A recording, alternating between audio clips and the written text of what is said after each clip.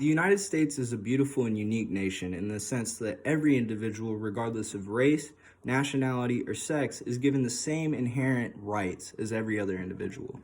Hi, my name is Jack Kimble, and I'm here with my team to reinforce the fact that the First Amendment is needed to develop and progress our society and explain why free speech zones are unnecessary on college campuses. After listening to my colleagues speak, I have some things I would like to add. To their first contention, lack of education on free speech has caused more hostility on campus, especially when speakers have been invited onto campus. I add this from Lain from the New York Times. She recently released an article titled "Colleges Grapple with Where or Whether to Cross the Line on Free Speech," which discussed college students' lack of education on free speech.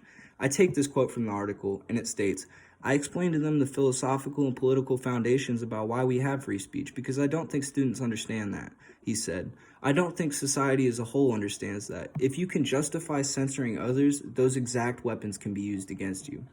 You may be limiting voices you don't agree with now, but what are the future ramifications of these actions if the speech you use currently is deemed unsafe in the future?" I now move into their second contention. Universities are going away from open spaces on campuses because different views cause hostility.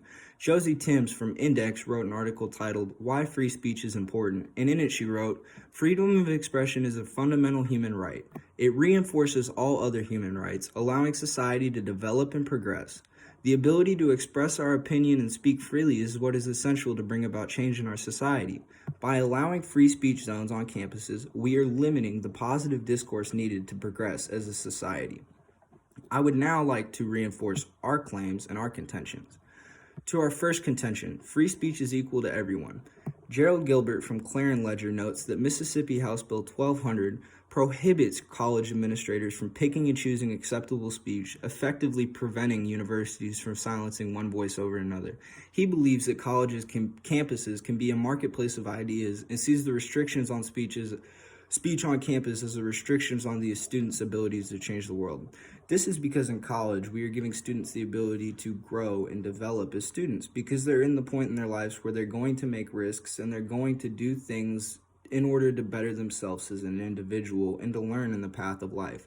If we're preventing them from getting both sides and making reasonable conclusions when they are giving both sets of information and drawing what's in the inherent truths in both sides, we're giving them better tools in order to progress themselves into their maturity, into adulthood.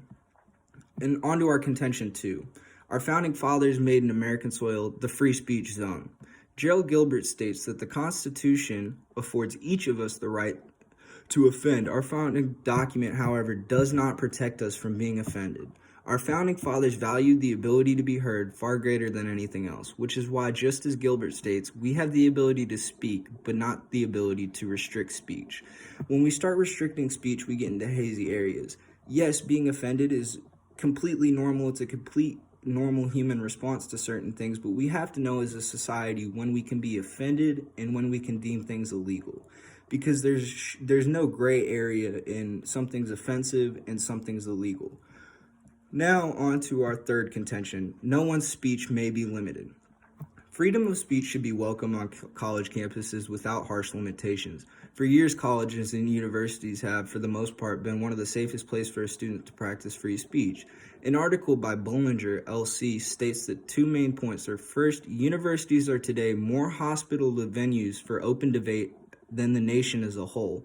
Second, not only have fierce arguments over where to draw the line on acceptable speech been familiar occurrence in the United States for the past century, but such dialogue has also been indispensable to building the society that embraces the First Amendment. So, by boxing out certain students, we're not allowing them to develop our society and embrace all the amendments that our founding fathers give them. Thank you.